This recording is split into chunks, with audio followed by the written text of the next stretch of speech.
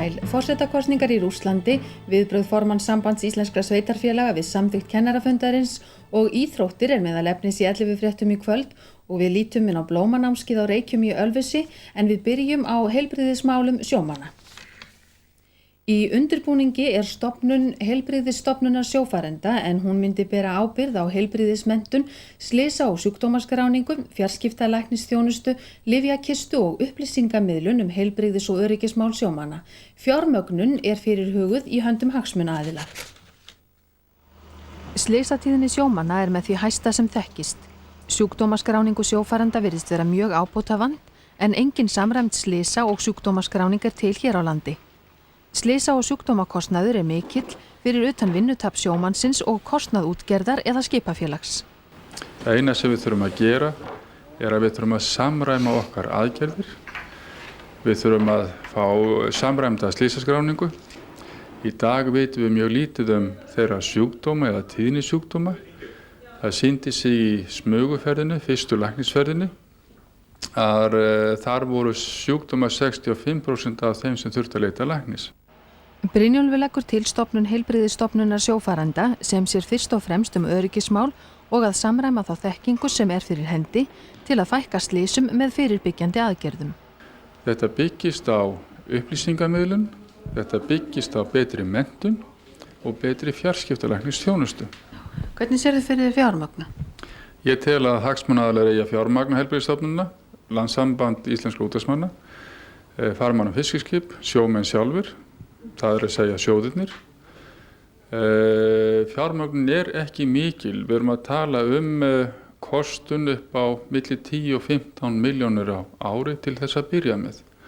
Við þurfum að leggja í, við getum kallað það fórnarkostnað til þess að fá fram hagræðinguna og miklu betur þjónustu upp í staðið.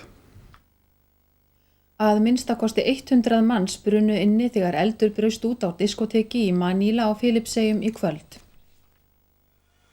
Eldurinn kom upp á miðnætti að staðartíma. Diskótekið Óson var þá sneisafullt af stúdentum sem voru að fagna próflókun. Mikil hræðsla greip sig og reyndi fólk að flýja út eina neyðarútgang staðarins. En dyrnar voru of þröngar til að allir kæmust út og tróðust margir undir í öllum hamagangnum.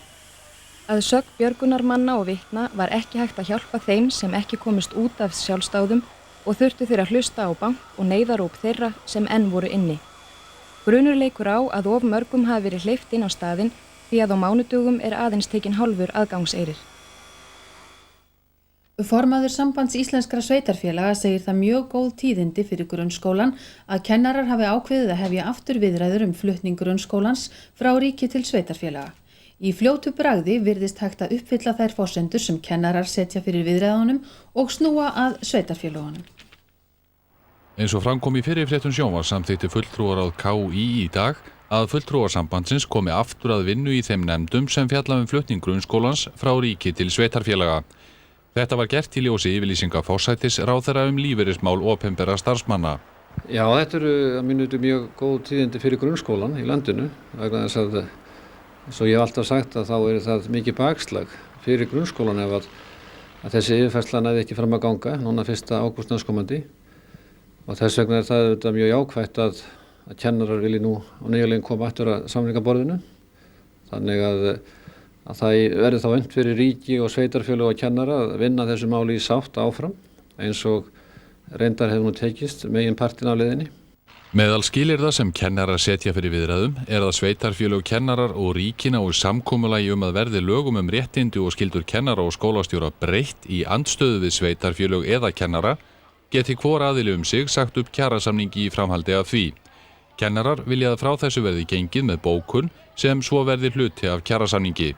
Það hafa í fyrsta lagi engin áform verið uppi það hjá sambandi sveitarfélaga að óska eftir breytingum á frumvarpinu eða verðandi lögum réttindamál kennara og skólastjórnenda og ég hef alltaf sagt það að það verið farsælast að semja sig frá því sem menn hafa samið sig að og tekið undir þau sjónarmið kennara að þetta allt meira og minna samningsatriði og þannig verður þetta að reyna að leysa málin þannig að Mér sýnist í fljótu bragði að þær forsendur sem að snúa sveitarfélögunum verða hægt að uppfylla.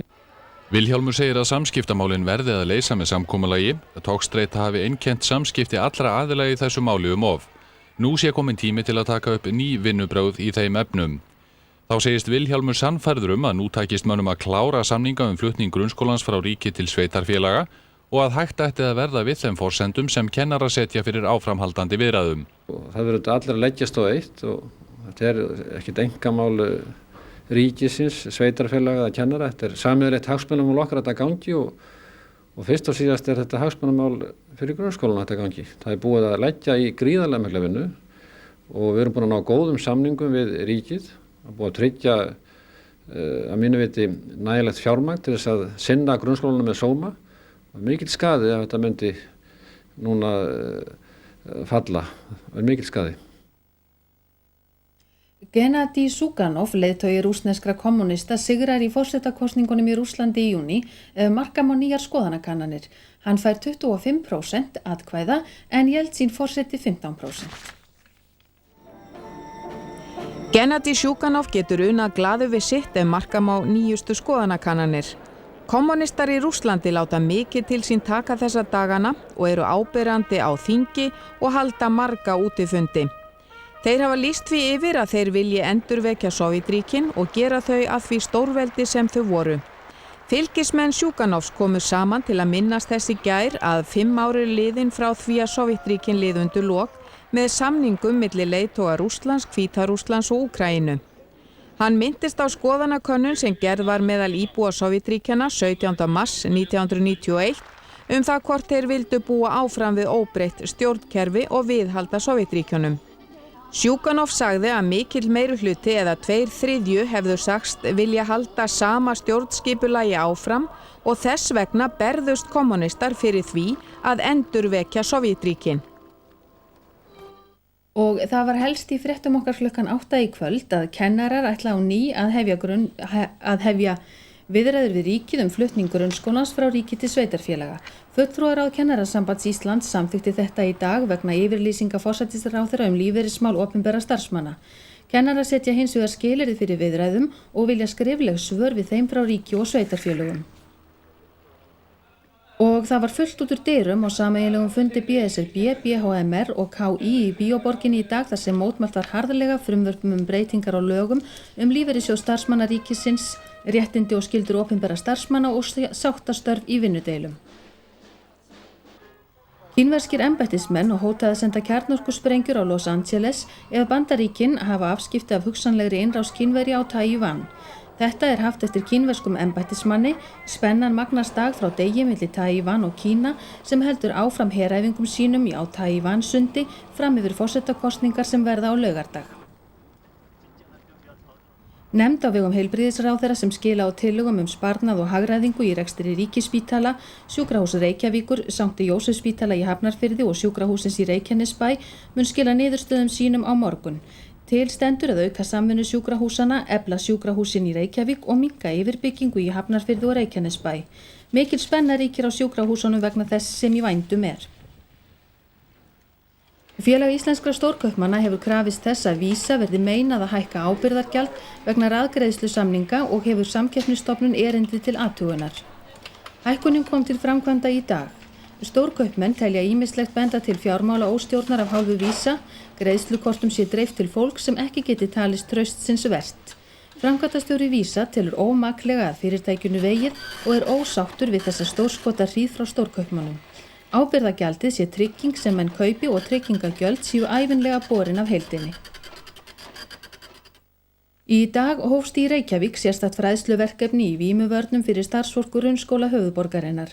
Þetta er í fyrsti áfangin í umfangsmikilli endurskipulagningu og samræmingu á forvarnarstarfi í Reykjavík sem unnið er á vegum vímuvarnarnefndar borgarinnar.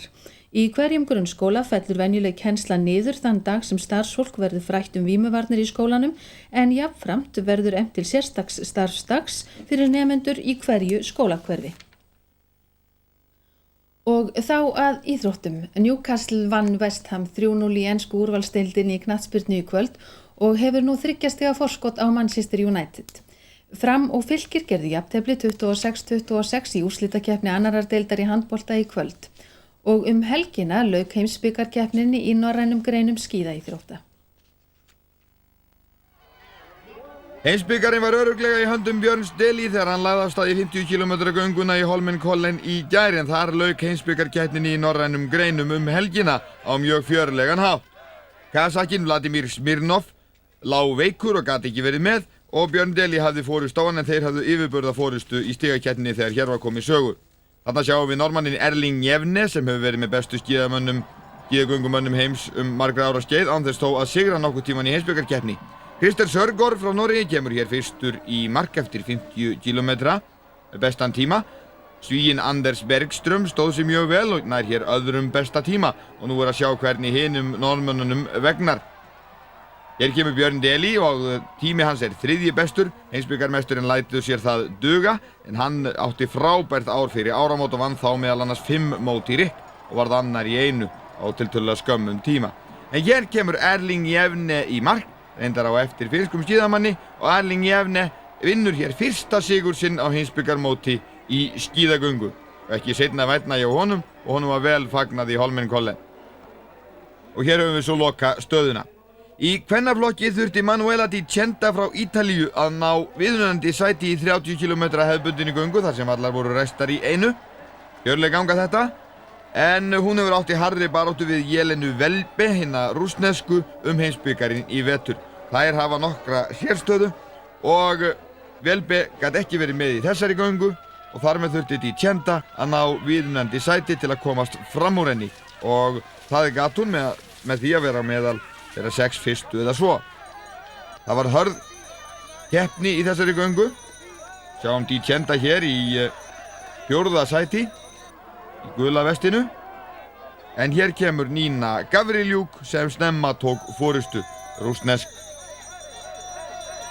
göngukona og sterk og þær eru margar sterkar frá Rússlandi.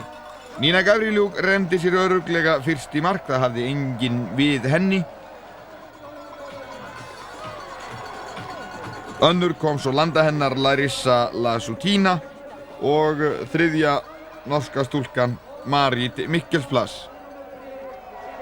Svetlana Nagejčina frá Rússlandi varð í 4. sæti en svo kom Manuela Di Centa frá Ítalíu 5.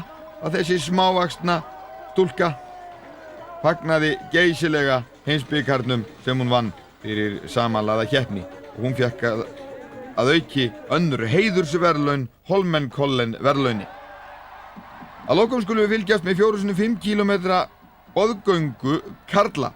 Þar var keppni afar fjörleg og hafi einhver áhyggjur af honum Birni Deli að hann sé farin að gefa eftir, hann hefur að vísu gert það eftir áramótin þó hann inni nú heimsbikarinn í samanlögðu, að þá geta menn huggað sig við það, þeir sem eru á norsku nótunum allavega, að þar margt frábærra göngumanna og það kom glöggt í ljós í þessari keppni því norðmenn sýndu talsverða yfirburði. Sveit 1 frá Noregi og sveit 2 börðust lengi vel sigurinn á 2 síðustu sprettunum og ekki langt undan var 3. sveitin frá Noregi. Í A-sveit normanna voru Egil Kristjánsen, Vegard Ulvang, Hannes Eide og Björn Deli sem hér í gulu vesti og reynir að ná Thor Arne Hedland sem fyrstur. Hann í B-sveit norðmanna ásamt þeim Tore Björneviken, Frode Estil og Remi Andersen. Þetta var ungliðasveit og Hedland hleypti Birni Deli ekkert fram úr og það sést hér að hann reyndi allt sem hann gat.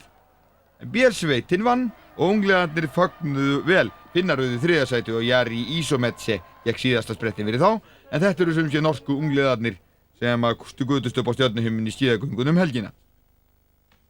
Og þá að úrslitakeppni í ísknattleik en við vorum að fá þær niðurstöður hér inn á borð. Skautafélag Akureyrar sigraði Skautafélag Reykjavíkur á Akureyri í miklum slagsmála leik nú í kvöld með 11 stigum gegn 4.